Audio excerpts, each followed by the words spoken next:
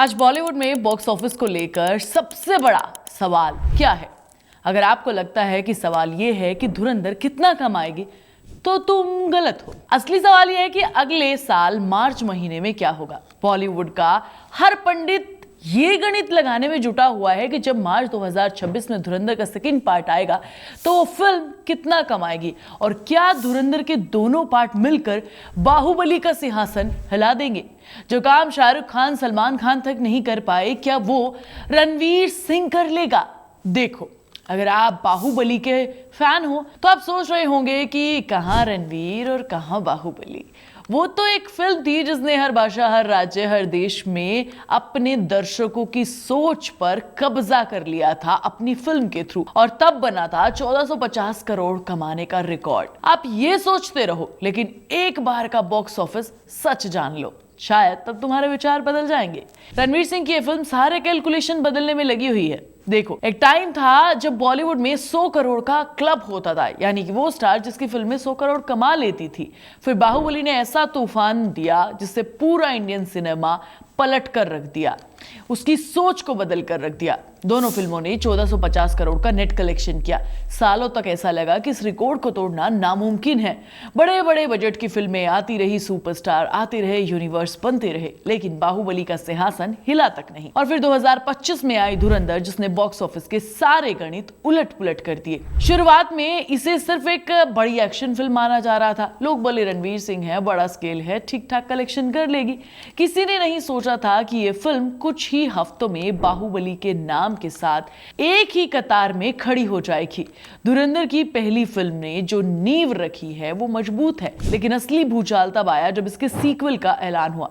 ऐलान के बाद से ही संकेत, लोग एक्सपेक्टेशन लगा रहे हैं और देख रहे हैं कि भाई ये साफ है कि ये सिर्फ एक हिट फिल्म नहीं है, ये एक मूवमेंट बनती जा रही है। हर दिन बॉक्स ऑफिस में नंबर्स बढ़ते ही जा रहे हैं, जैसे इतिहास खुद पीछे हट रहा हो। और अगर ये ट्रेंड धुरंधर को सेकंड पार्ट में जब रिलीज होगा, तब सोचो क्या होगा। अभी आप लोग ये मानने लगे हैं कि 2 फिल्मों की धुरंधर की फ्रेंचाइजी 1700 करोड़ का नेट कलेक्शन इंडिया कर सकती है बड़ी आसानी से। वहीं बाहुबली, जिसे कभी अजय माना जाता था, 1450 करोड़ पर रुक गई थी। अब सवाल ये नहीं है कि धुरंधर हिट है या नहीं, सवाल ये है कि क्या धुरंधर इंडियन सिनेमा की सबसे बड़ी फ्रेंचाइजी बनेगी। और ये सवाल तब पूछा जा रहा है जबकि अभी तो फिल्म का सिर्फ एक ही पार्ट आया है और दूसरे पार्ट का अनाउंसमेंट हुआ है। तो असल बात यह है कि इस सवाल का जवाब सिर्फ नंबरों में नहीं छिपा है, क्योंकि अगर बात सिर्फ आंकड़ों की होती तो वो बहस वहीं खत्म हो जाती। लेकिन असली गेम जो है उसका असर यह है कि ये फिल्में समाज, दर्शक और इंडस्ट्री पर असर छोड़ती हैं। बाहुबली ने इंडियन सिनेमा को ग्लोबल पहचान दी थी। उसने ये भरोसा दिया था कि भारत भी हॉलीवुड लेवल की फिल्में और विजुअल सेट्स बना सकता है। बाहुबली की कहानी अपने आप में एक बहुत बड़ी चीज थी, जिसमें युद्ध था, राजा था, त्याग था, एक फीलिंग थी, गहराई थी, डेप्थ थी। वो एक पीरियड ड्रामा थी जिसने हर उम्र के लोगों को अपनी तरफ खींच लिया था। धुरंधर उस रास्ते पर नहीं चलती है। धुरंधर की दुनिया ज्यादा कच्ची, ज्यादा रो है। आज की जो जनरेशन है वो ऐसी फिल्में देखना पसंद करती है। ये एक पौराणिक नहीं लगती, बल्कि जमीन से जुड़ी हुई कहानी लगती है।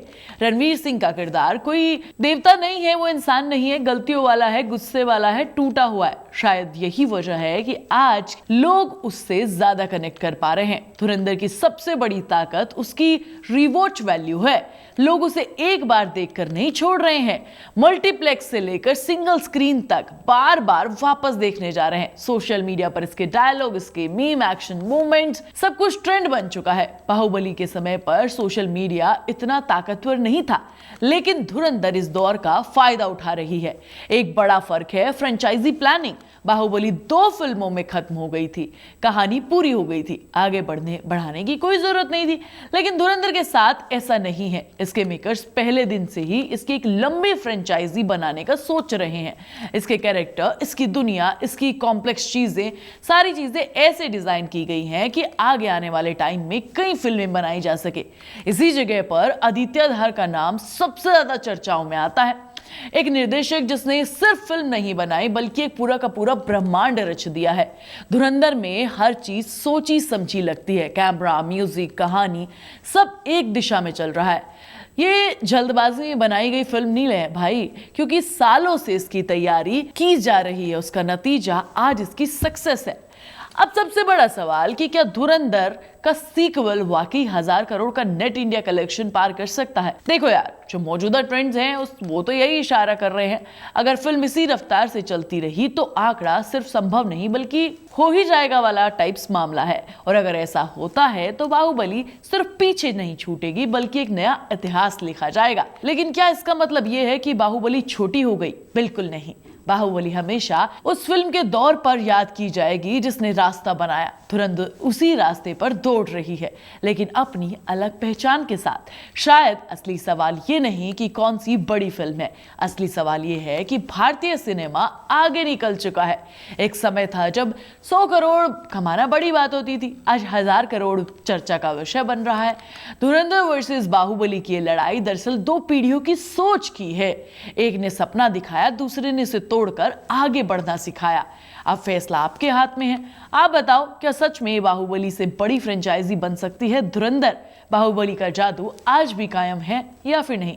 कमेंट्स में बताओ कि ये इतिहास बदला है या फिर नहीं। मैं तुम्हें नेक्स्ट वीडियो में मिलूंगी, तब तक तुम चैनल को सब्सक्राइब कर लेना, वीडियो को लाइक और शेयर कर लेना और प्लीज बेल आइकन दबाना मत भूलना।